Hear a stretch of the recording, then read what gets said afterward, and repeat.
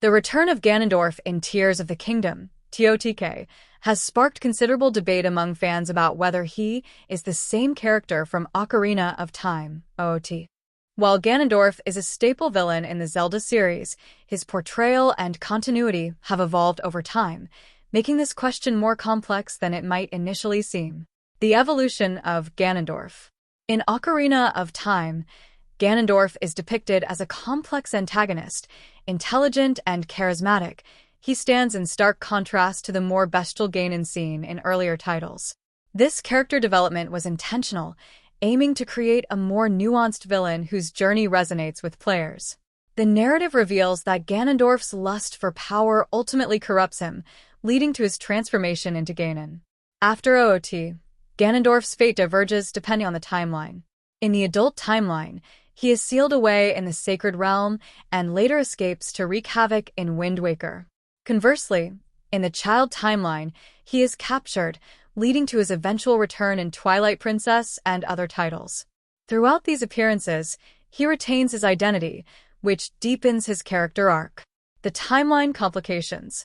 In the Zelda universe, timelines can be a point of confusion. Tears of the Kingdom invokes the imprisoning war, tying it back to earlier lore.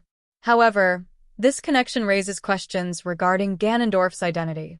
The two main Ganondorf timelines, the adult and child, culminate in his defeat, suggesting he should not return in TOTK. Why Tox Ganondorf is different. Several key points indicate that the Ganondorf in Tears of the Kingdom is not the same as the one from Ocarina of Time. Historical context. The Ganondorf seen in TOTK awakens after being sealed for an extended period, implying he exists in a different narrative context than that established in earlier games. Character recognition. Upon awakening, Ganondorf recognizes Princess Zelda but only vaguely understands who Link is, suggesting he is not familiar with the events that transpired in OOT. His inquiry about the Master Sword indicates he lacks direct experience with its past encounters. Flashbacks and memories. During the game's flashbacks, Ganondorf does not display any recognition of Zelda or Link, which would be unlikely for the same character who faced them in previous titles. Narrative disconnection. The nature of the timeline in TOTK suggests a new iteration of Ganondorf, one that exists outside the established continuity of the previous games, especially given the ambiguity surrounding time travel and historical events depicted in the game. Conclusion. While Ganondorf's return in Tears of the Kingdom brings a familiar face to the franchise, it appears to be a different incarnation rather than a continuation of the character from Ocarina of Time. This shift opens new avenues for storytelling, allowing for fresh interpretations of a classic villain while respecting the series' rich lore.